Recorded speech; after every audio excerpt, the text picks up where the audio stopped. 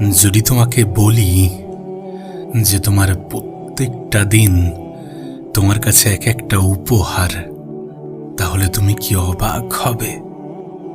যদি তোমাকে বলি যে এটাই তোমার শুরু, তাহলে কি অবাক হবে? যদি তোমাকে বলি যে তোমাকে আজ থেকেই শুরু করতে হবে, তোমাকে এখন থেকেই শুরু করতে হবে, তাহলে কি অবাক হবে? না, অবাক হওয়ার মতো কিছু নেই।